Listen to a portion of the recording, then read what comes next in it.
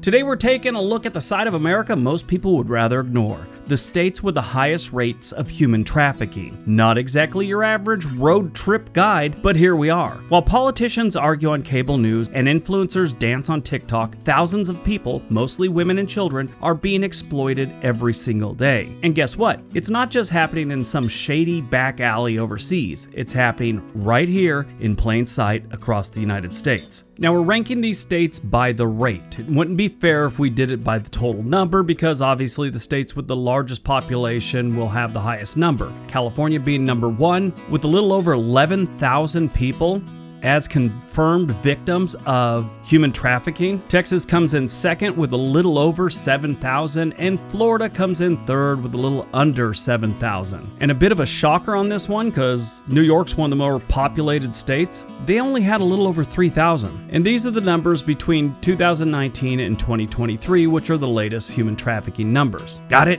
Get it? Good. Let's take a look.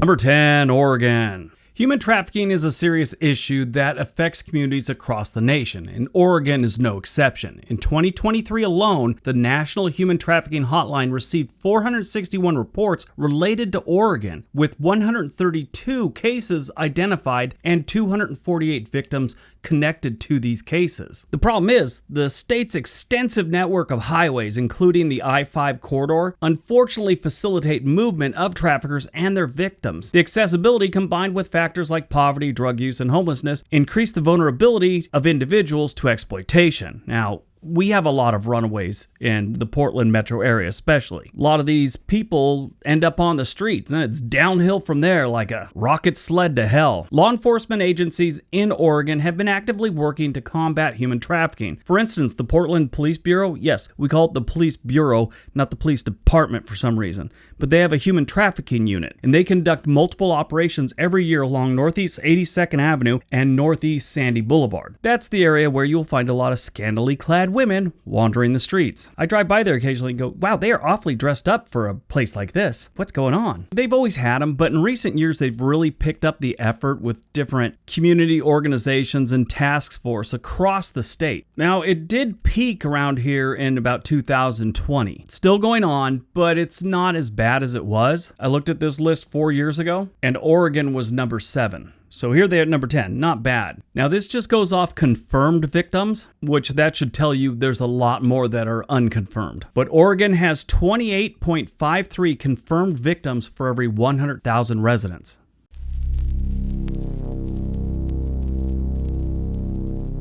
Number 9, South Dakota. I'm a little surprised. I didn't think you'd find this here. I mean, every state's going to have this. I just didn't expect it from South Dakota. But here we are. Human trafficking is a pressing issue in South Dakota with both S and labor trafficking. I say S because if I say the whole word, the algorithm's going to pick it up and I'm going to get demonetized. So you know what I'm talking about. The purchasing of hourly company. According to the National Human Trafficking Hotline, since its inception, 217 cases have been identified in South Dakota, involving 639 victims. In 2023 alone, the hotline received 53 calls from South Dakota, leading to the identification of 17 cases and 20 victims. Now, certain events and locations in South Dakota have been linked to an increase in human trafficking activities. For instance, during the 2024 Sturgis motorcycle rally, a multi-agency operation led to the arrest of 7 men attempting to engage in commercial S with people that weren't of age. Again, I'm not making light of the subject or anything like that. I just like to get the information out. Additionally, labor trafficking has been reported in the state, with victims often hidden in plain sight, working in various industries without proper recognition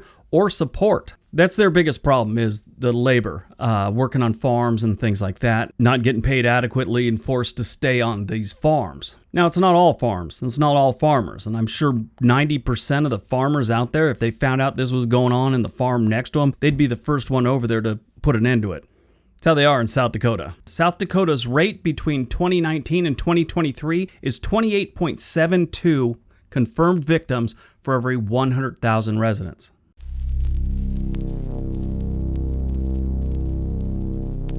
Number 8, California. Human trafficking is a significant issue in California. Yeah, I'd say. They lead the country in reported cases and victims when you look at the overall number. Sure, a lot of that has to do with the massive population, but still, you got the Mexican border right there. It's always been a problem in California. In 2020 alone, there were 1,334 reported cases involving 1,100 females and about 250 minors. The state's large economy, international border, and diverse population contribute to its status as a trafficking hotspot. Now, it's not like they've never acknowledged the severity of the problem. California has taken legislative steps to combat human trafficking. In September of 2024, Governor Gavin Newsom signed laws imposing stricter penalties on traffickers and enhancing the support for victims. Additionally, as of January 1st, 2025, human trafficking of minors for commercial S is classified as a serious felony, leading to potential life sentences for offenders. Now, this is according to Cal Matters. Despite these efforts, challenges persist. From 2019 to 2023, California's rate of confirmed victims is 28.88 for every 100,000 residents.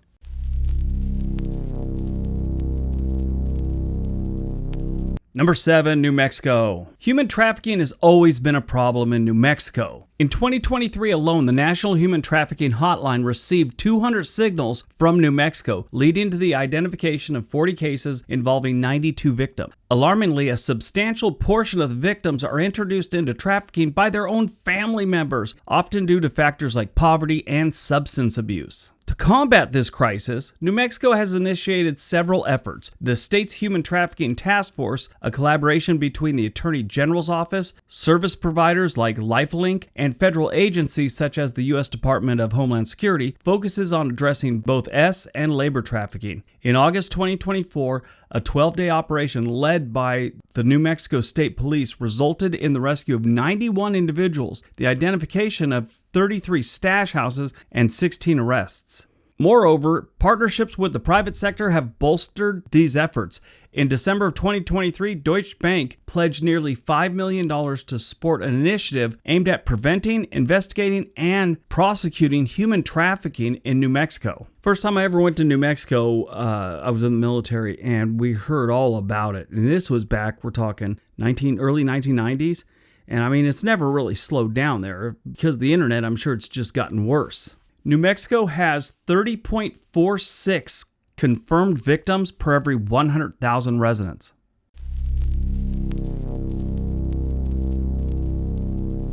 Number 6, Florida. Florida has a trafficking issue. I mean, they've got all the things that sort of feed into it. A lot of conventions, a lot of tourists. They have a lot of farming in Florida. This creates an environment where both labor and S trafficking can thrive. In 2023 alone, over 2,100 cases were reported, with a majority involving people that are not of age. S trafficking is the most prevalent form of human trafficking in Florida, and technology has made that problem worse, enabling traffickers to groom and exploit victims online. For instance, in Miami-Dade County, approximately 40% of the total victims are underage, and 96% of those victims are female. Efforts to combat human trafficking in Florida include the establishment of a statewide council on human trafficking, which focuses on assisting victims and prosecuting offenders. From 2019 to 2023, Florida had 30.53 confirmed victims per 100,000 residents.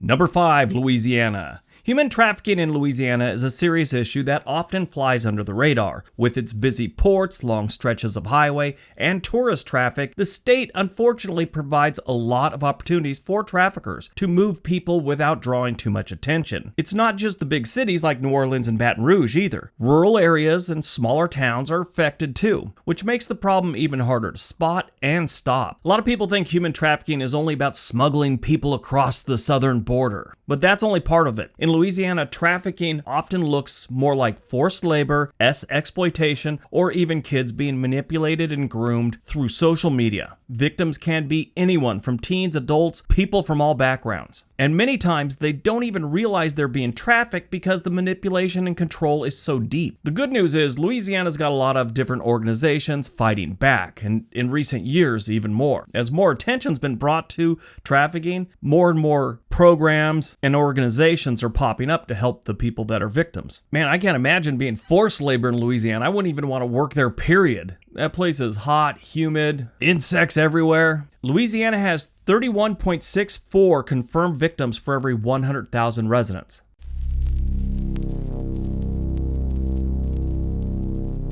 Number 4, Missouri. Human trafficking is a disturbingly serious issue in Missouri. Apparently, ranking 4th in the nation for something awful is kind of an overachievement nobody asked for. As of 2024, the state has earned the grim distinction thanks to widespread cases of both and labor trafficking. Victims are often those already facing life's toughest challenges: minors, women, marginalized individuals who are exploited through force, fraud, and coercion. It's not the kind of tourism Missouri wants to be known for, but unfortunately, the numbers speak volumes. Efforts to combat human trafficking in Missouri involve serious organizations and initiatives. For instance, the Missouri Department of Public Safety has implemented measures like placing informational posters in public buildings to raise awareness and provide resources for victims. Additionally, local organizations such as the Central Missouri Stop Human Trafficking Coalition, that's a mouthful, they could have taken that down a little bit, but it offers direct support for survivors and provides education and training for communities. Community involvement is a big part of this because traffickers always seem to be caught by someone who saw something and had enough balls to actually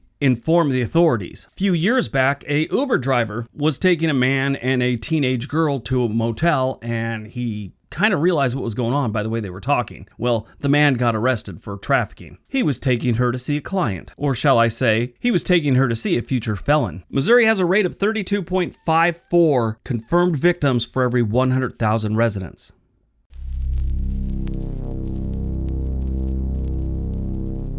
Number 3, Mississippi. As if human trafficking isn't bad enough, much like Louisiana, it would suck to be human trafficked in Mississippi. But where you got tons of poverty, and Mississippi has tons of poverty, you have tons of opportunity for traffickers to suck someone in. Human trafficking, though, is a serious issue in Mississippi as well, affecting communities across the state. In 2023 alone, over 200 victims were reported, with the majority of the cases being trafficking. Victims can be found in various settings like restaurants, homes, farms, and construction sites. To combat this problem, Mississippi established the Human Trafficking Council in 2019. The council's mission is pretty straightforward: prevent trafficking, protect victims, and prosecute the offenders to the full extent of the law. They're very clear on that one. Survivors' stories highlight the personal impact of trafficking. For example, Mindy, a survivor from Mississippi, shared her harrowing experience of being trafficked and her journey to recovery. If you do want to see stories and how horrifying they are, there's a channel called Soft White Underbelly.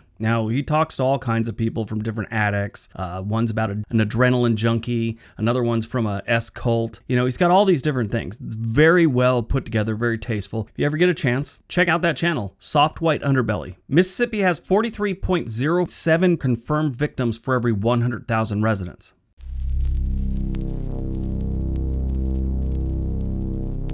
Number 2, Georgia. This is another state in the South that it's just going crazy there with human trafficking, especially in the Atlanta area, which has been identified as a major hub for such activities. The city's extensive transportation network makes it an attractive location for traffickers. Now, Georgia is doing, probably in my opinion, just from what I've read, I'm not an expert on this, I've just been reading up on it a lot lately, they seem to be doing the most to fix this situation or to put people behind bars. It's like the old saying goes, they ain't effing around. But the state has taken steps to combat this problem through legislation as well. For instance, Georgia law OCGA 16546 prohibits the trafficking of persons for labor or servitude, with more severe penalties for trafficking minors. Additionally, SB 8 and SR 7 laws passed in 2015 require convicted traffickers to register as offenders. Now, the reason they put different laws on things like this is so they could body slam these people in court. A lot of people go, oh, they already have laws against it. What's more laws going to do? Makes it easier for them to convict them and give them longer sentences. It's like everyone brings up that they have these gun-free zones, but people still have guns there. Yeah, well, they're not really there to stop people from bringing guns to that area. They're there when you get caught so you could go away for a lot longer. I mean, a criminal's a criminal. They're not going to be stopped by some gun-free zone thing, but when they get to court and their sentence goes from 5 years to 15 years because they were in that zone, yeah, that's what they're shooting for. They're not trying to do it just to prevent people from bringing guns near schools. Most criminals will look at a 5-year sentence, know they can get out in 2.5, and they're really not even flinching. But when they tell them, no, you're getting 15 to 20 for this, they start sweating a little bit more.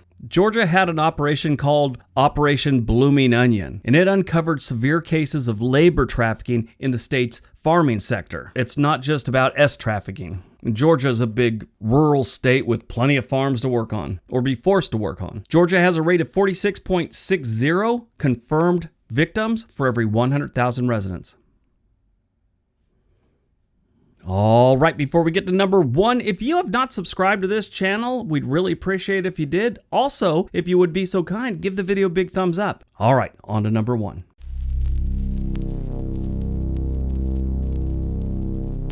And number 1, Nevada. Nevada has a human trafficking problem. Can you imagine that? It's more common than most people realize. The state consistently ranks near the top when it comes to reported cases, especially when you factor in population size. Las Vegas is one of the biggest hotspots. It's even been flagged by the FBI as a major area for underage trafficking. Most of the cases involve trafficking rather than labor in Las Vegas. There's not many farms there, and I'm sure there are some restaurants and stuff that do this, but not on a grand scale like the trafficking. A big chunk of this happens on the Las Vegas Strip, where there's a constant stream of tourists and events. Part of what makes Nevada vulnerable is the legal status of work in some of its rural counties. While it's regulated in some parts of Nevada, it's not everywhere, especially in the Las Vegas metro area. A lot of traffickers like to blur the line here and play the, well, it's legal in Nevada. No, it's not. And that's something, if you're a businessman from Iowa coming out to Vegas for a convention, it's not legal everywhere. And trust me, at big conventions in Las Vegas, there's plenty of opportunity to be arrested for that type of thing. The state's not just sitting back either because they got it legal in some areas. Nevada's passed tougher laws like the Assembly Bill 67,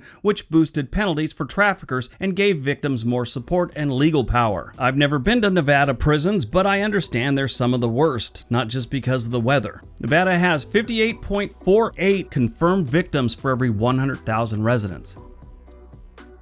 All right, that's today's video. Hope you guys enjoyed it. Hope you got some information out of it. Now go out, have a great day, be nice to each other.